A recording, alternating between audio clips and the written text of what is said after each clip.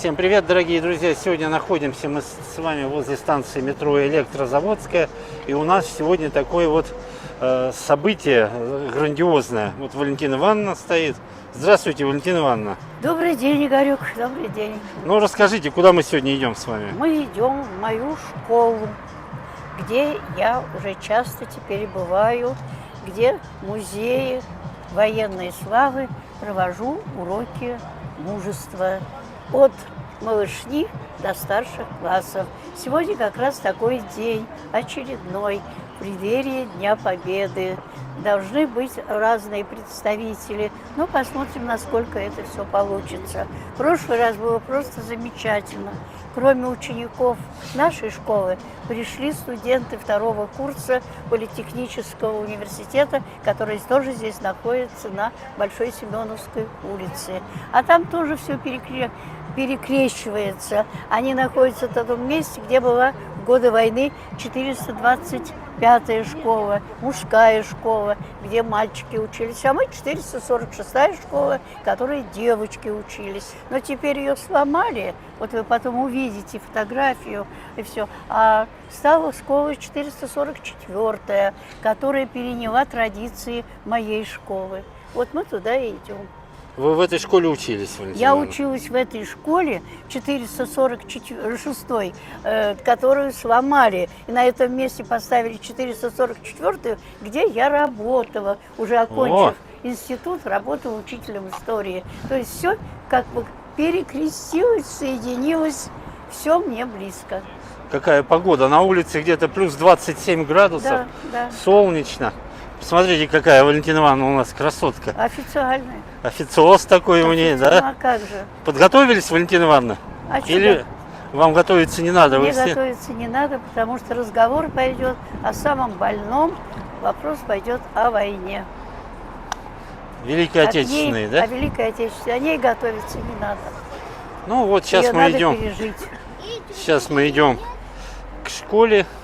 Ну а там уже посмотрим, как все пройдет. Вы даже не знаете, кто сегодня будет, какой контингент. 9 класс, 10, да? Нет. Сначала будет малышня, я знаю, которые будут вспоминать своих дедов и прадедов, которые были в годы войны. Потому что в нашей школе формировался даже ополченческий полк, который потом ушел на фронт.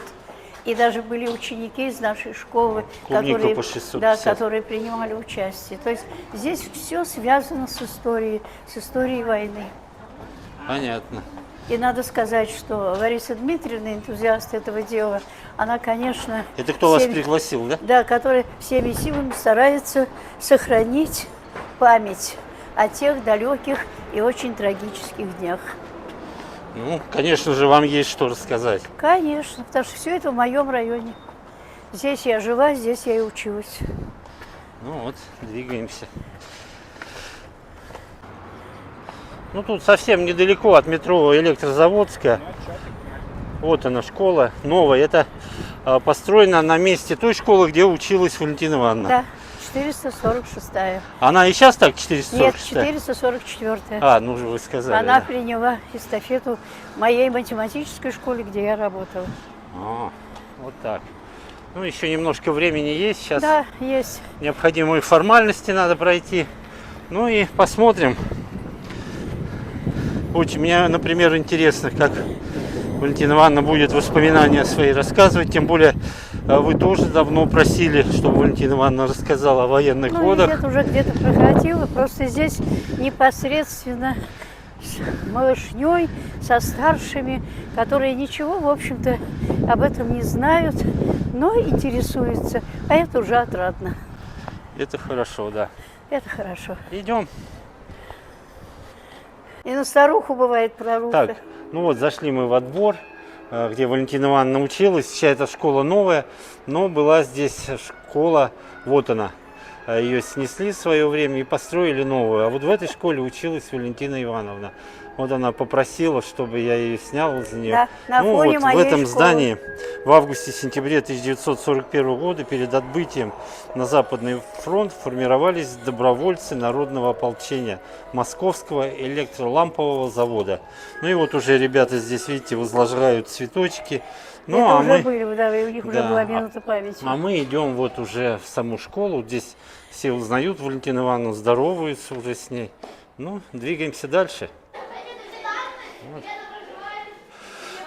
Школа, давненько я в Спасибо, школах я не не был. Ну, Валентина Ивановна, как вам? Ну как, почти мое, Да? но не мое. Не ваша? Да. Она, смотри, вот это такой художественный образ. Посмотри, Пушкин, сказки Пушкина. То есть все очень красиво, все очень здорово. Специально для того, чтобы, понимаешь, у детей создавалось впечатление сразу о том, что они будут изучать. Это настолько приятно. Я вспоминаю себя в этой школе и эту школу. Небо и земля. Какая лучше, Валентина Ивановна, была? Это или ваша? Моя родная, в которой я училась. Это красивая, но она для других детей. А вот потом пойдем посмотреть войну. Сейчас куда идем? На третий. На третий. Все? Да. Тут вот девочки даже борщ Валентина Ивановна как готовила. Смотрели видео.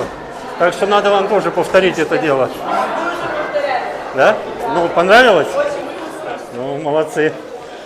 Ну вот мы с Валентиной Ивановной идем. И вот теперь началось. Все связано с войной. А, вот здесь? Все связано А где вы с будете войной. выступать, Валентина Ивановна? Это будет музей. В музее? Да, да, да. Посмотри, да. Валентина Ивановна. Да. А я. Музей, да, музей, сейчас музей, да. А мы куда идем, Валентина Ивановна? А? Походим, посмотрим? Паша, да, смотри, да.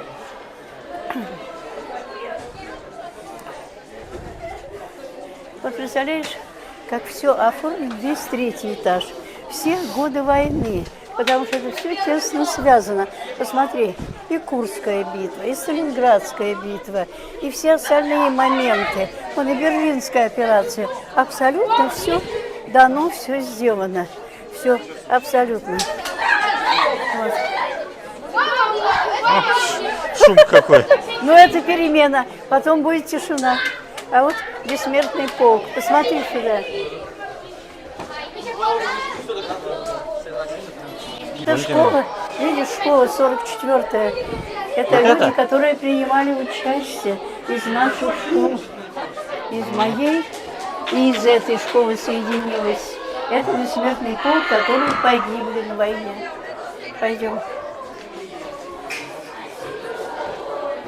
История, понимаешь, это войны Петра Первого, Ивана Грозного, понимаешь, все абсолютно, все здесь связано. Здравствуйте.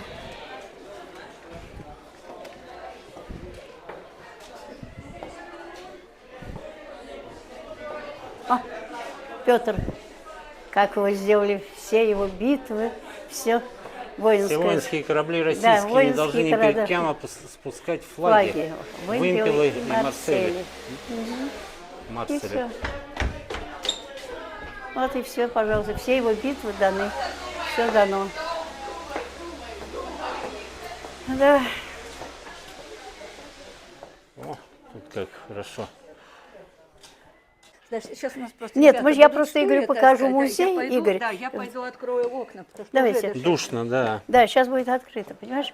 Здесь И дело... вот здесь будет все проходить? Да, здесь будет, здесь как раз Вы все где будете сидеть? Я, Или вы будете мы стоять? всегда здесь, я стою, а люди сидят здесь. Это мало стульев Понимаешь, тут. я просто тебе хочу показать, Игорь, что Давайте. раскопки, когда принимается участие в раскопках, и подлинные вещи. Нашла, Севочка? Вот, А, вот. вот это, да? да, это все подлинное, понимаешь?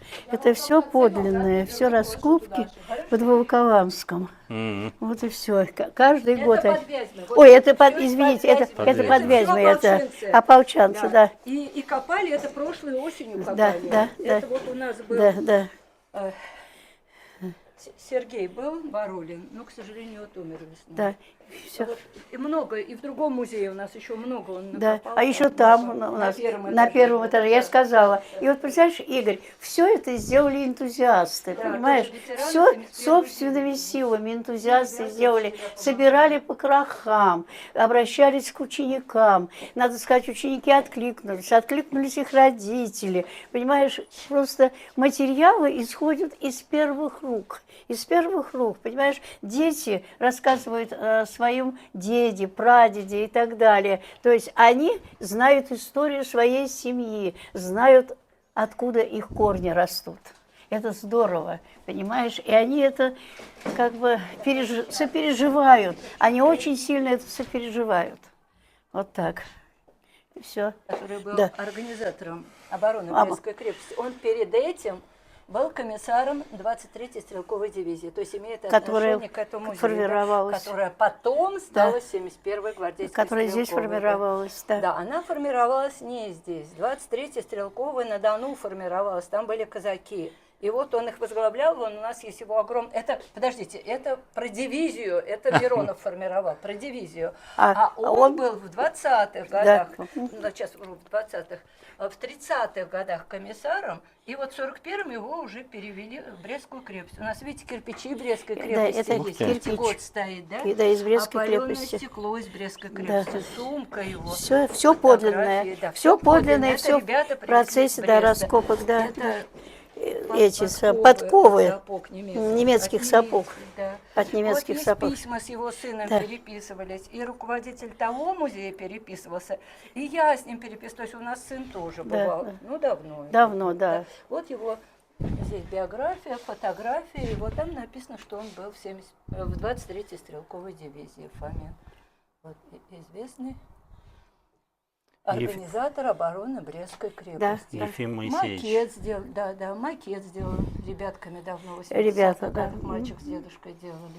Вот это у нас новые материалы из того Это здания новые, да. привезли. Это у вас появилось новое. И это осенью, да. а это Да. вот буквально недавно мы привезли. Это будет об участниках Великой Отечественной войны, о ваших прадедах. Тут я вижу о животных, которые в войну помогали. Вот. И о детях войны. Вот. Значит, у нас в гостях Семенова Валентина Ивановна. Многие вы с ней знакомы, Валентина Ивановна. Да, она училась в нашей школе во время войны. Мы ей дадим слово в конце. Да? Она может в любое время говорить, потому что она была учителем школы и неоднократно с нашими детьми уже встречалась. Да? В 53-м она уже закончила школу. То есть после войны закончила, а во время войны училась. Хорошо. Еще у нас впервые Ольга Сергеевна Ермакова. Она ветеран 444-й школы. Вот. Она вам расскажет, я надеюсь, про Наташу Кучуевскую, которая герой Великой Отечественной войны. Ее памятник есть в нашем округе, есть улица. Это либо в середине, либо ближе к концу. Да? Начинаем мы выступление самых младших участников, староклассников. Но у нас среди них есть опытные, а есть новички. Так, итак, ну-ка поднимите руки, кто уже опытные, кто выступали. Ух ты! И Соня выступала. Ух ты! Почти все уже выступали на конференции. Видите как? Прекрасно. Опустили. Значит, остальные... А ты что не подняла руку? Ты тоже выступала. Ты же уже выступала же, да, конечно. Так, все. Так, итак, мы начинаем. Первое слово даем Соне. Она в прошлом году тоже про прадеда рассказывала. Она в конкурсе участвовала городском, получила там, по-моему, второе, что ли, место. Да, Соня? В прошлом году, да? Вот, сочинение писала про прадеда. Так, итак, пожалуйста, я буду тоже снимать. Пожалуйста. Несколько лет назад я гостила у моей прадедушки Толи и бабушки Вали. Давай, продолжай.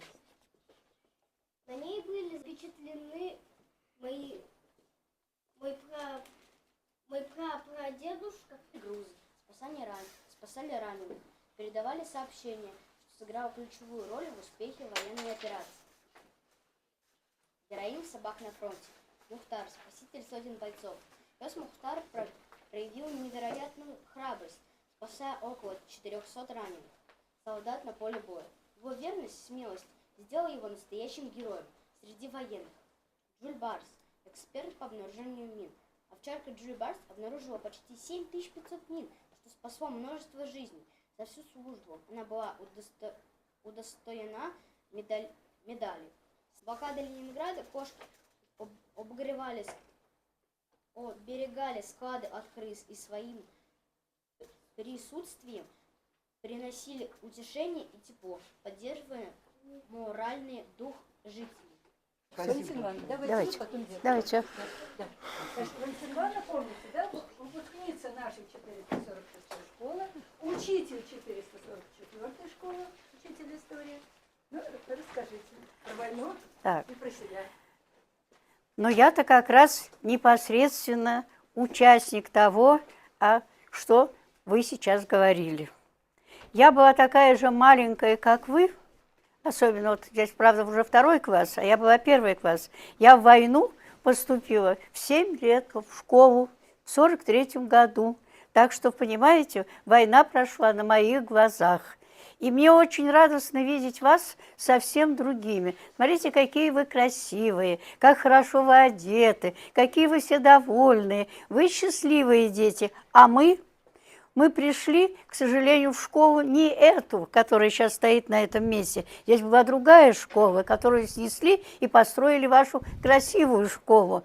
Но это моя та же 1 школа, любимая школа, потому что я в ней проучилась 10 лет. А пришли мы, понимаете, совсем другие классы. На наших стеклах были наклеены полоски бумаги, потому что уже начались бомбежки в городе, и у нас окна были заклеены, они такие красивые и светлые, как у вас. Это одна сторона дела. Я посмотрела ваши классы, открытые, чистые, красивые, свободные. У нас классы были довольно мрачные, парты у нас были коричневые, деревянные, ручки у нас были деревянные, а перышки были металлические, которые я запомнила до сих пор. Они назывались 86-е перо и ронда. А чернильницы были не проливайки, а чернила у нас часто в те годы замерзала, потому что в школе было холодно. Вам это трудно представить, понимаете? Потому что вы даже себе не представляете, что это такое учиться. Вот я сейчас не могу вам показать тетради, которыми вы пользуетесь. Это красотища, пеналы и все остальное. А у нас, я помню свою первую учительницу Веру Михайловну, царство ей теперь небесное, она нас учила. Мы писали на бумаге оберточной, сшитой. Вы можете себе представить тетрадку, сшитую из оберточной бумаги, деревянную ручку и металлическое перо? Вот так мы учились. Но учились мы очень хорошо.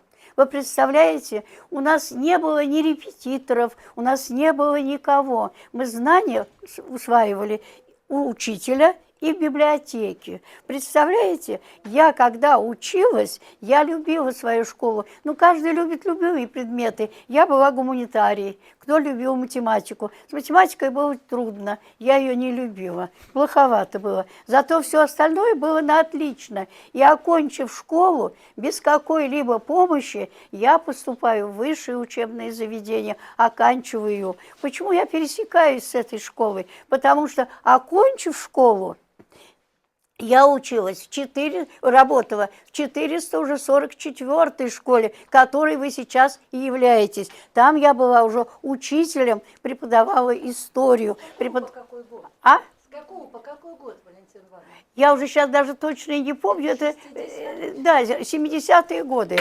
70-е годы, да, 70-е годы. Но я что хочу сказать, ребята. Дело в том, что когда мы учились в годы войны, мы всегда думали о том, что это не навсегда, что, наверное, все закончится. Мы в это верили, и мы действительно это получили. Понимаете, в чем дело? Тяжело было. Вот вы сейчас, как говорится, будет у вас перемена, побежите в столовую, вас там что-то ждет очень приятное и вкусное.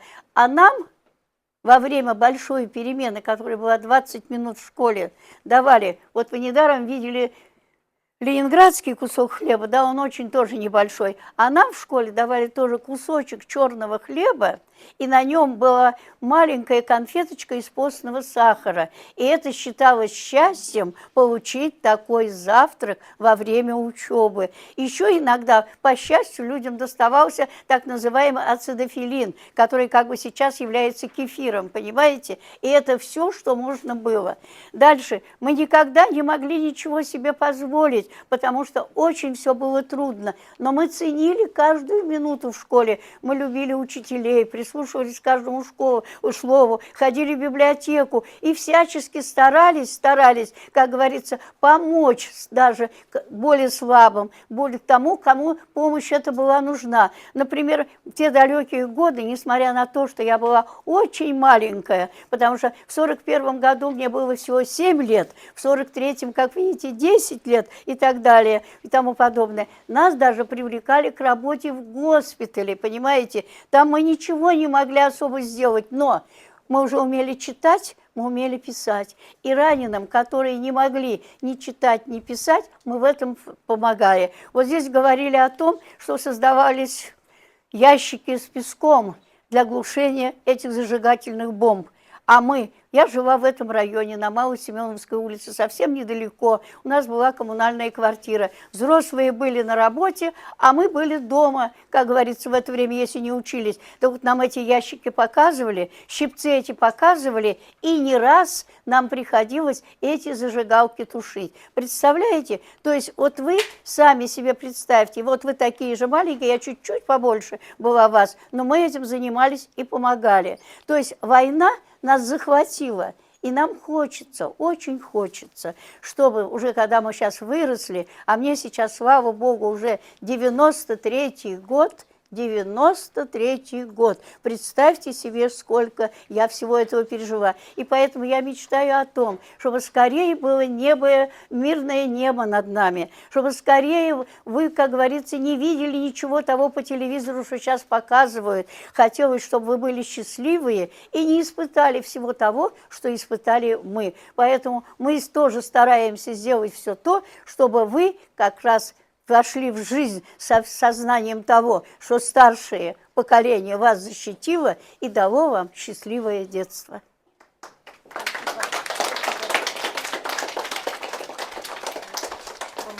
Спасибо, спасибо.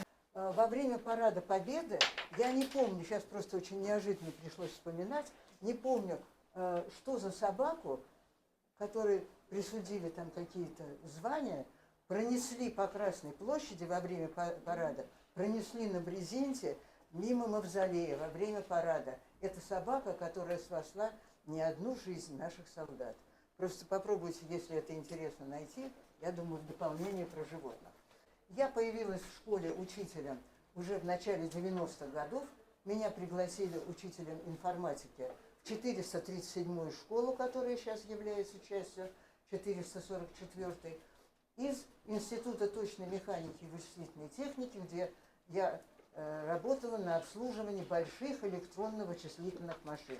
Вот посмотрите на живого динозавра, как я говорила детям во время уроков, который вычислительный динозавр вычислительной техники. Я в динозаврическом виде с 1961 года, когда, учась во второй школе, мы перепаивали ячейки для модернизации ламповой машины «Стрела». Потом там были, буквально, это институт точной механики, куда я попала работать, и, соответственно, это флагман нашей вычислительной техники. И потом я продолжила вычислительную линию, так скажем, уже по школе, учителем информатики. Вот. Ну, а теперь, это я два слова. А теперь про Наташу Кучиевскую, которая является героем России. К сожалению, героя России ей дали только в 1997 году. Наташа родилась в 22 году, в феврале 22 года, училась в обычной московской школе. Ее родители, ее мама, тетя – это актрисы, и Наташа хотела тоже продолжить их линию. Она поступила после окончания школы, поступила в ГИТИС, это Государственный институт кинематографии.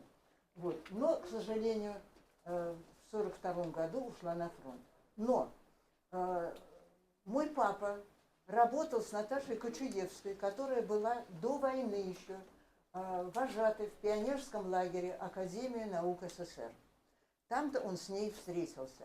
И потом линия уже знакомства не с ней продолжилась, а с ее мамой, которая писала книгу в 60-е годы. Так вот, это Наташа сразу после начала войны записалась в бригаду по гашению бомб зажигательных на крыше. Они с мамой ходили по ночам, дежурили и гасили эти бомбы. Наташа возглавила отряд, студенческий отряд фронтовых бригад, выезжающих на фронт, чтобы каким-то образом украсить жизнь, соответственно, солдат. С конца 1941 года.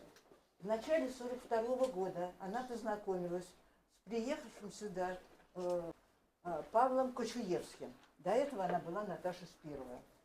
Павлом Кочуевским. Весной 1942 года они поженились. А летом, когда переподготовка у Павла кончилась, его отправили со специальным заданием в Гомельскую область, Белоруссия. И там, к сожалению, в одном из боев он погиб. Так что больше Наташа со своим мужем уже не встретилась. Стала Кочуевской. Она записалась на курсы медицинских сестер с санинструктором.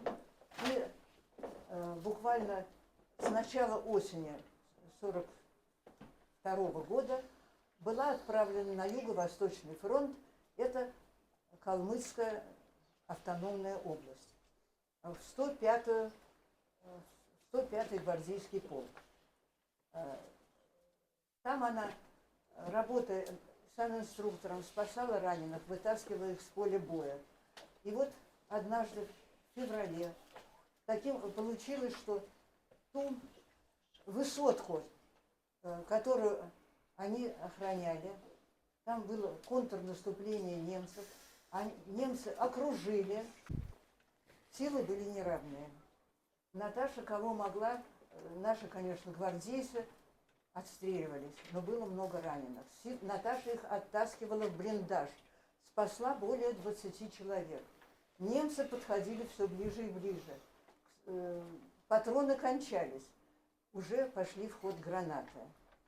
Наташа, решив спасти вот этих раненых бойцов и отвести немцев от блиндажа, она побежала куда-то там по сопке. Немцы увидели, бросились за ней. Наташа отстреливалась, но немцы догоняли. И когда вокруг собралось уже много фашистов, Наташа взорвала гранаты и себя, и их в том числе. Вскоре подоспели наши войска. Они спасли многих раненых, которые остались в гараже, которых вытащила с поля боя Наташа, и ценой своей жизни она спасла. Один майор вспоминал, что когда они начали искать Наташу, инструктора, санинструктора, она была еще жива. И слова, которые она произнесла, обращаясь к нему: товарищ майор, я, говорит, понимаю, все на земле, но я передаю своей интерпретации, на земле появляются не случайно. Кто-то для того, чтобы творить добрые дела, кто-то для того, чтобы поставить свою запятую. Наташа была творческой натурой, поставить свою запятую. Так вот я свою запятую в книге памяти на нашей планете Земля, я ее поставила. Память о Наташе на этой сопке, на этом холме. Сейчас установлен памятник Хулхута. Это село Хулхута в Калмыцкой области, Калмыкия. Много памятников установлено в Москве, в Измайловском парке. Памятник, обелиск, может быть, кто-то ходили буквально от главного входа метров 200 по правой стороне. Да, прямо направо. Да, направо. В Волгограде, в Астрахани есть памятники. Снят фильм в Москве, за МКАДом уже, в Косинском районе, улица Наташи Кочуевской. Во многих городах улицы тоже названы ее именем. А сейчас буквально два слова еще о том, что жизнь моего папы, она пересеклась дальше с мамой Александрой Леонидовной Спировой. Это было в 60-е годы. папа мой, он, будучи пионер-вожатый и пионер по жизни, от начала... Сергей, на одну секунду. Да. Запустим этих ребят, чтобы Да, они... конечно. Так, зайдите пока. Зайдите. Нет, пусть они зайдут, послушают пока выступление, потом мы дадим Да. им слово.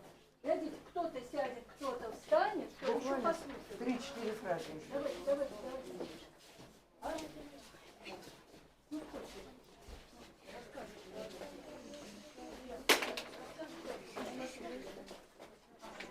Так. Никто не сядет, все встали? Они пришли песню. Ну ладно. 3-4 Рассказывайте, фразы. чтобы они тоже услышали. Папа мой пионер по жизни. От начала организации, пионерской организации в 22 году, где мы жили, где он жил, я тоже жила, в Столешниковом переулке.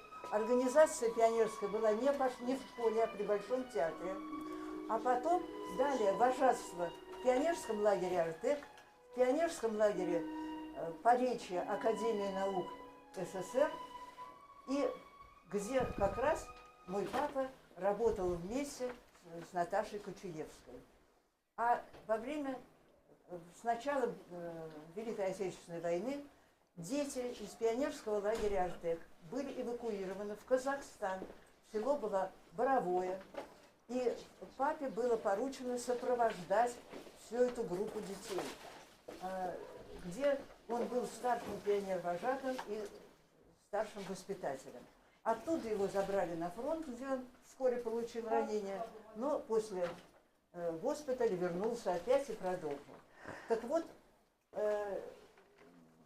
пионеры 40-х годов, они после войны встречались, вспоминая свое казахстанское детство в Боровом. И в 1968 году в пионерском лагере Поречье, это под Звенигородом, была устроена встреча пионеров 40-х годов, которые были в пионерском лагере в Поречье до войны, и пионеров, которые были в 60-е годы. На этой встрече была встреча, на флагштоке было поднято два флага. Флаг пионеров 40-х годов и 40-х и 60-х. Флаг и соответствующие воспоминания пионеров 40-х годов были оставлены в пионерском лагере «Артек».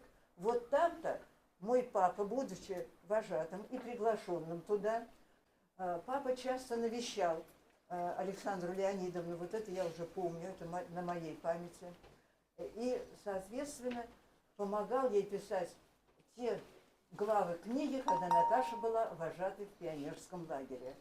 В 70-е годы книга была Наташа издана, а папа ходил в местную школу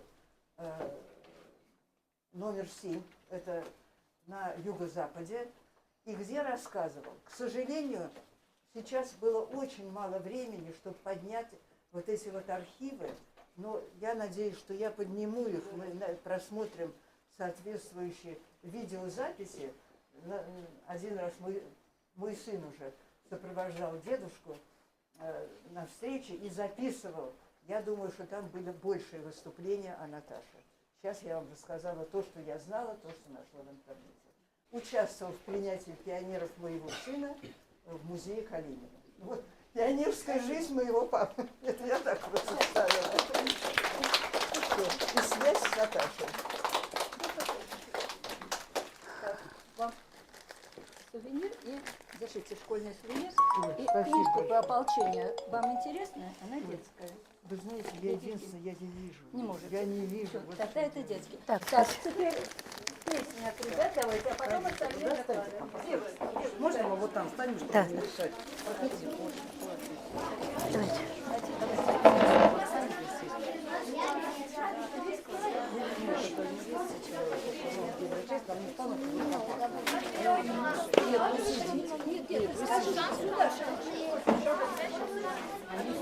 Это что у нас? Это что у нас? Это что у нас такое? Мероприятие покажет, такой небольшой праздник сделает. Посмотрите, пожалуйста, присаживайтесь. Все, готовы? Так, мне кажется, Пойдите порежем. Нет, им хорошо. Вода, вы там Присаживайтесь. сядьте там сбоку. А поближе они не хотят шагнуть? Так задумано. Все, поместитесь? Все. Стоите? Хорошо. Сейчас музыку. Я не подвела вас.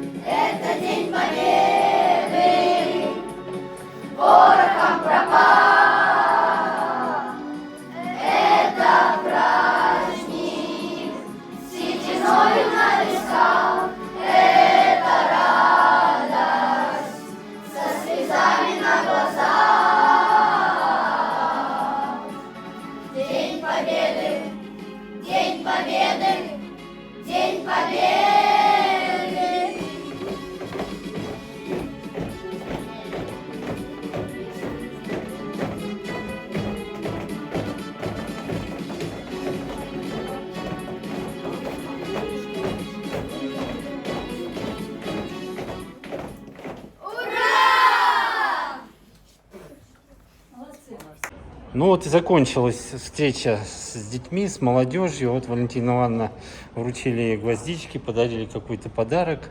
И вот Валентина Ивановна решила гвоздики вот возложить к памятнику, где мы вот начинали наше видео. Лампового завода, где мой папа работал, который был в эвакуации, который это в память всех тех, которые нас защитили.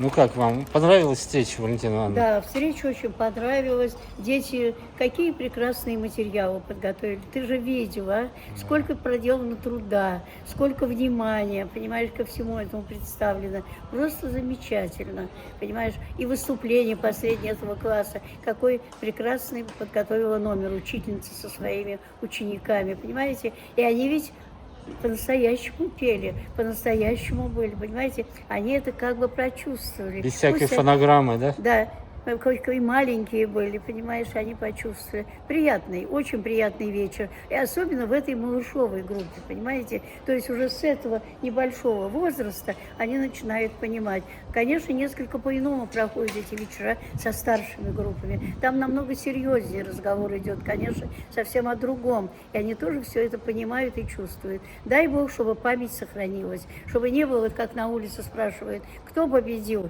в войне, и отвечают как? Становится стыдно, больно и обидно. Понимаете, в чем дело? Мы должны знать свою историю, любить свою историю и помнить о тех людях, которые нас защитили и дали возможность нам дальше жить.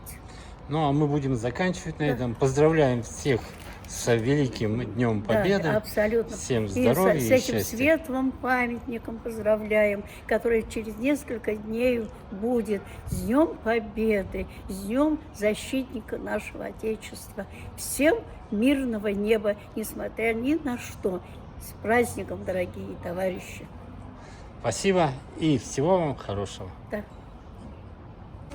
Зашли после школы с Валентиной Ивановной в Макдональдс. Валентина Ивановна сегодня угощает. Да. Купила. Да. Не знаю, что купила, но вот Ну, что надо. отдала 556 рублей. Сейчас посмотрим, здесь написано. Картофель фри, добрый, кола, наггетсы. Все как надо. Валентина Ивановна, еда. И вот Все как положено. 30-й заказ. Сейчас попробуем. Буду должен, Валентина Ивановна. Слышите, что говорю? Говорю, буду должен. Нет, еще все, еще не вечер.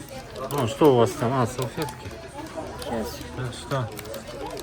Ну, так особо не будем здесь снимать. Вроде со школы пришли. Так, покажем сейчас, какой заказ, и все.